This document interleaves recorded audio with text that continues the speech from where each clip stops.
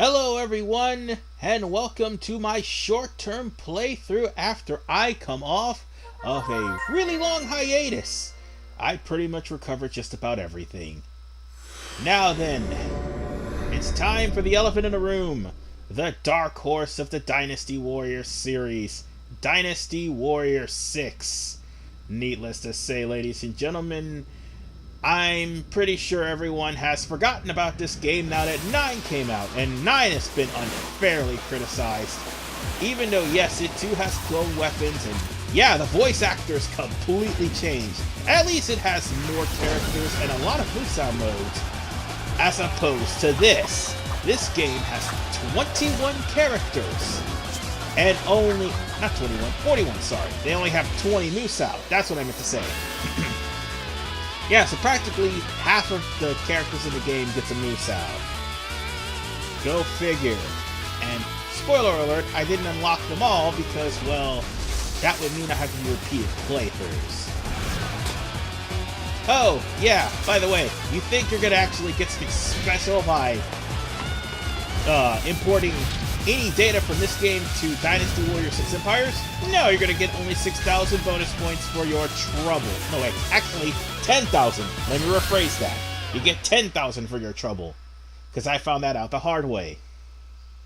Because I already tried it. Whatever the case, folks, I'd rather play this version than the PS2 version or the PSP. Because those versions are a piece of garbage. And these are the characters I've actually unlocked so far. I mean, I've unlocked more characters, but I haven't unlocked all the Musou characters yet.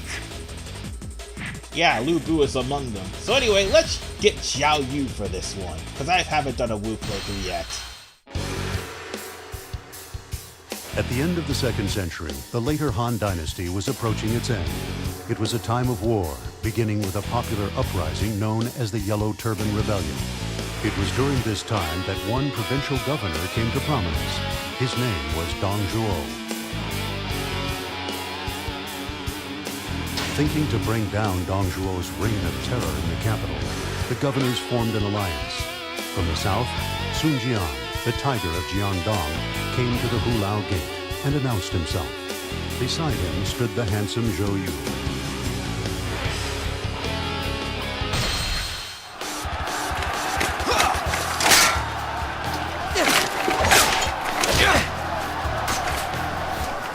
Let's go! We will pull that despot Dong Zhuo down!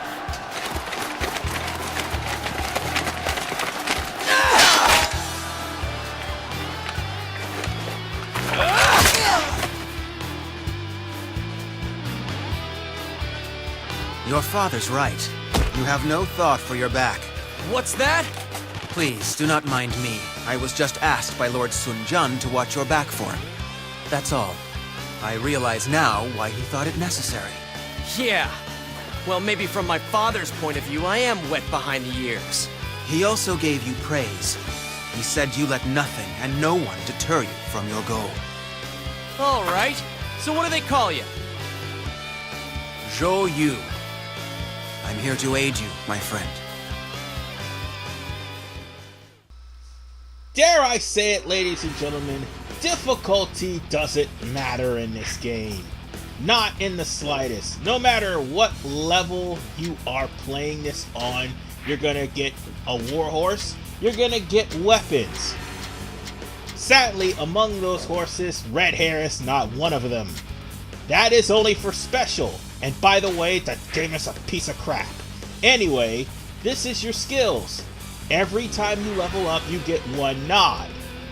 You'll end up filling 50 nods when you get 50 levels. That's it. It goes up to 50, just like Empires. However, unlike Empires, which all you have to do is buy certain nods and then you have the money, this you have to, again, get skill points when you level up. Now then, there are targets. Certain objectives that you could do or don't have to do, but it'll give you more experience and give you weapons if you do. And notice where we are. We are at the Battle of Hulao Gate. I forgot to mention this. Some of the Musou characters actually start at different points of the game. But be warned, nobody's going to start at the non-min territories. So with that said, let's start. Hulao Gate. And among those tasks, by the way, Lu Bu is one of those tasks where you get 1,000 experience points. Again, difficulty matters. Without a shadow of a doubt, it does not matter. Okay, I just screwed up the English language there. What I'm trying to say is difficulty does not mean jack squat in this game. Even if you do manage to beat this game on Chaos, the best you're going to get is an achievement. The worse, there is less experience points that's going to be showing up on the screen. You know those baskets of gold that was experience points in Dynasty Warriors? Yeah, well, guess what? There are experience points here. And by the way, I forgot to mention, you can't use your specials willy-nilly. That scroll I picked up, that is going to be your specials. Yeah. And the reason why I have 2 of them, because I unlocked the skill, that gives me 2. Also, I unlocked the skill that would give me 1 to show up more frequently. No, wait, actually, that's the same skill practically. When you unlock 2, they start showing up more frequently. When you unlock 3, specials start showing up much more frequently. There are some specials that are great, and then there are some specials that suck. True Speed is the best special in the game. The worst, I would dare say, if I'm not mistaken, I think Haste, or what was it? No, Hidden. Yeah, that's the one. And I do believe Sumiyi is the one. No, wait, Sumiyi has True Speed. Never mind. I'm guessing Hidden is... Who had Hidden? No, that's Zhuge Liang. Never mind. Zhuge Liang had Hidden. And that special ability would mean you could do base attacks like this. And people would freak out longer as you go into and just demolish his bases. And that's all this is good for. It's just demolishing bases. Once you demolish the base and successfully perform the sneak attack, you don't get experience from that. You get experience in capturing the base, but you don't get experience for the sneak attack. Well, provided you kill off the enemy, that's it. And sorry if it's laggy and jumpy and bumpy and stuff like that.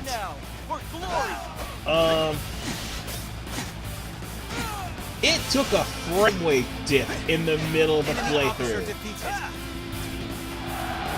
As a matter of fact,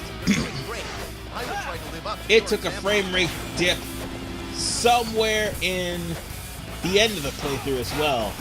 I apologize for that in advance, but quite frankly, the tasks are simple. You have to capture 2 certain watchtowers. You gotta break through Hulao Gate within a certain amount of time, and you have to defeat Lu Bu. The problem with that is, if this is your first playthrough, Lu Bu is going to kick your stupid ass. Don't believe me? Look at X-Play.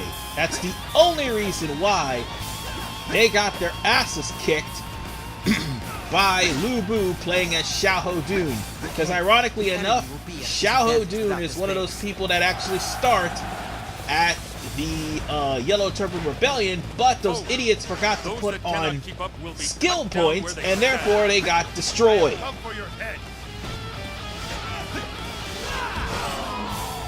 So yeah, make sure if you get skill points, put them on. By the way, that flash you guys just saw, that is actually Renbu. Notice that number by Xiao Yun's picture. Well done. That's the difference between this and 6 Empires. 6 Empires, the more you craft your weapon, the higher the Renbu is. And once you completely craft your weapon, you will be able to use Renbu all the time. And you'll be able to do a never-ending attack, which could pretty much beat the crap out of just about any enemy pretty much taking away any and all challenge. Unless they actually dodge, which they can do in this game. You can too, but it's harder for you than what it is for the AI. Okay. Here in the vanilla Dynasty Warriors 6, you only get Renbu for actually doing physical attack chains that last long, and if you keep increasing your physical attack chains, your Renbu will increase, and when you do that, you could pull off some really powerful attacks. You can use elements if your weapon has them. Oh look, I found Zhang Liao, go figure.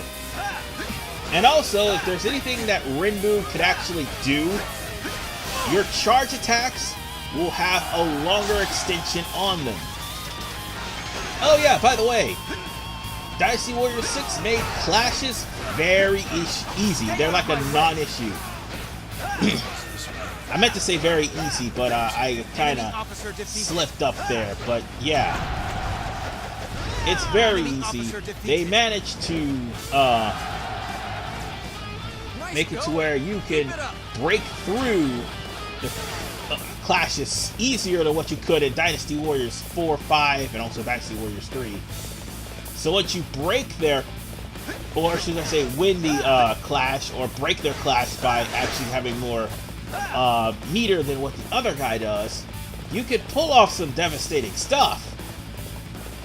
Again, Dynasty Warriors 6, I played this at least 4 or 5 years ago. I've been in clashes with a lot of people, and you can see in that game, if you can mind the volume, if you honestly mind the volume, that when you win classes, you can pretty much dominate everyone. Now, this sort of class system that you have, it actually came from Samurai Warriors 1, if I'm not mistaken.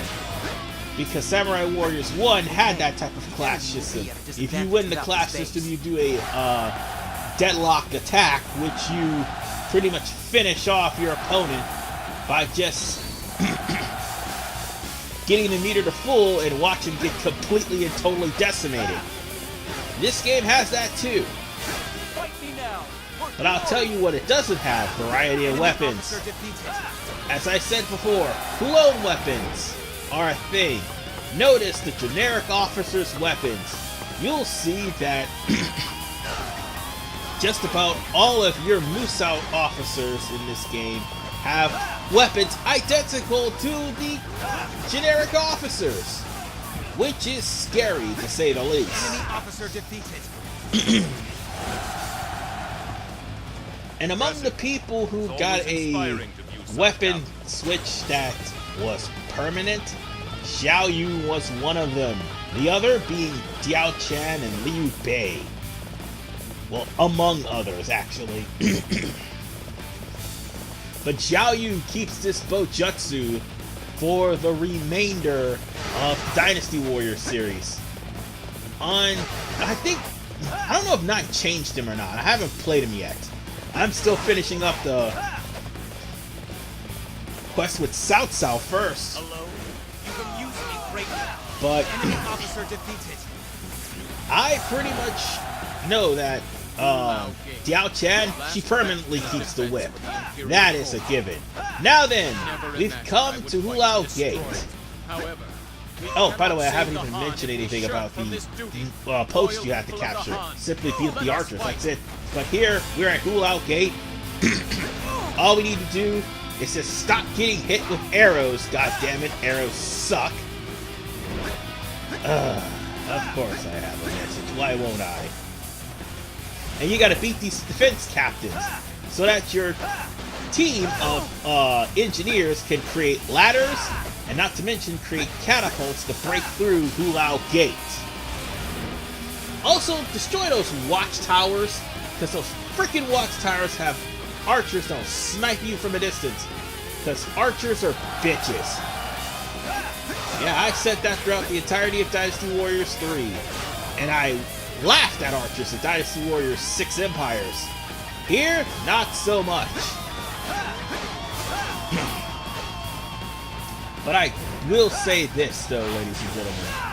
When it comes down to castle sieges, sometimes you can just walk up and smack the castle door, which would make the castle siege so much greater. Oh, by the way, make sure you see these bannermen that has like a red meter on them, and by red meter I mean that's the enemy's meter.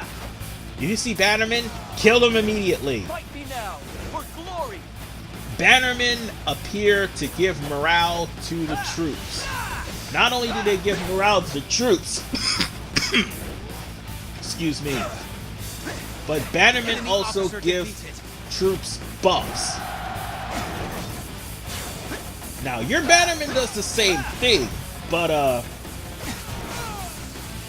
my bannermen aren't really showing up here. Excuse me for a second. Oh, sorry about that. That's what I was saying. The bannerman wasn't showing up, and then there he is. But, however, in order for the bannerman to actually give you like any sort of power-ups, you need certain people who have that skill in their chart. Xiao Yun is not one of those. Well, Zhou Yu, sorry, it's not one of those people. I can't believe I called Xiao Yu already. Anyway, you can, however, climb up here and destroy ballistas. And these ballistas, by the way, until you destroy them, will rain arrows upon you. There's some in Fan Castle, there's some in Jiapi Castle, there is also some in Zhu Chang.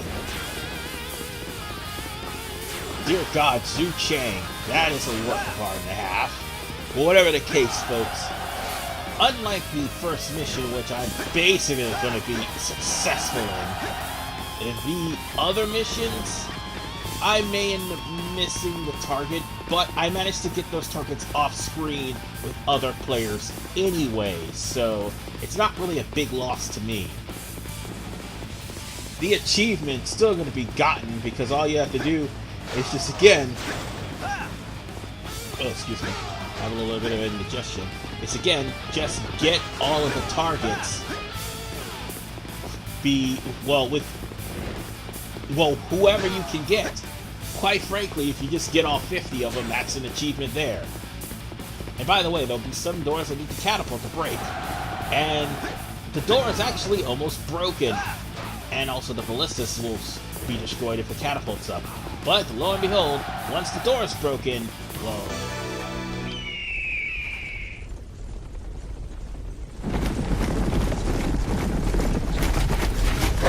What is happening?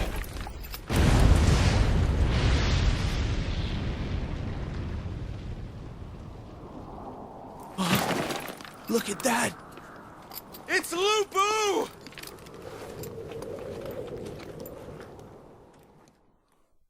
That never changes. And Lu Bu appears. And remember, folks, he is actually 1,000 experience points if you manage to destroy him. Remember also that if you actually take him on, and this is your first actual Musou, you're in a shit's creek without a paddle. Also, he'll be followed by Diao Chan, who I just recently killed, by using True Speed. Enemy officer defeated. So whatever the case, folks, I even had a Musou on Lu Bu as well. And he is going down real quickly. Just like that. Hold on. Give me a second. And there we go. Now, again, the only thing difficulty would actually do is make it to where Lu Bu will counter more. Other than that, once you get hit by Lu Bu, no matter what difficulty, you're going to be taking some serious damage. Other than that, since I defeated Lu Bu, I got the weapon, and I also got an achievement. Not an achievement, I mean 1,000 experience points. That's what I meant to say. But once you defeat Lu Bu, the spirit of all the officers will start going up. Well, Dong Zhuo's spirit actually starts to plummet. Lu Bu's still on the field. Dong Zhuo will have a desperation attack. like in anything past easy. There will be at some point, he doesn't do it here because I beat him before he could, but there will be at some point where Dong Zhuo will actually set fire to Luo Yang. Excuse me. If he does that, then brace yourselves, you're going to be in for one hell of a fight. However, if Dong Zhuo doesn't set fire to Luo Yang, you'll probably have a better chance of beating him. But if you let Lu Bu go, he will come after Yuan Shao and he will kill him. And of course, if anything happens to Yuan Shao, well, guess what? There goes the game. Now, while we're on the subject of Dong Zhuo, one of the new characters of Dynasty Warriors 9 that's coming out on DLC through the season pack, or if you buy it, is his granddaughter Dong Bai. Now, while Dong Bai may have gotten popular from the phone game Dynasty Warriors Blast, and also from Romance of the Three Kingdoms, I think 13 or 14, whichever one she appeared in, I'm not sure. The thing about Dong Bai doesn't do anything of value in history, except get executed along with Dong Zhuo the moment Dong Zhuo gets killed in Zhuche. Well, that and also she becomes a Marquess at a very early age and also ascends in childhood. No, wait, actually ascends in adulthood at the age of 13. But whatever the case, folks, we've beaten Dong Zhuo, and we defeated Hulao Gate in the first part. Yeah, normally that would be part 2. Or in the case of Dynasty Warriors 4, part 5, I think. Whatever the case, we are pretty much done here, and now it's time for the make Xiao Yu stronger. Zhou Yu. I mean Xiao Yu. Why do I keep calling him that? Anyway, let's see. What should I put it on? I'm trying to think, because eventually I'm going to have most of these skills unlocked, because Zhou Yu is going to be the character I'm going to be going through the rest of the game with, and possibly doing all the Musou missions that I haven't done here. So, yeah. Zhou Yu only gets 6 of them. Skipping that, skipping that, skipping that. I don't really need these kind of weapons because they're really low level. I mean, I got a level 68. I'm pretty much good to go. And with that said, I'm going to skip this horse too because I've got a bunch of level 4s and 5s.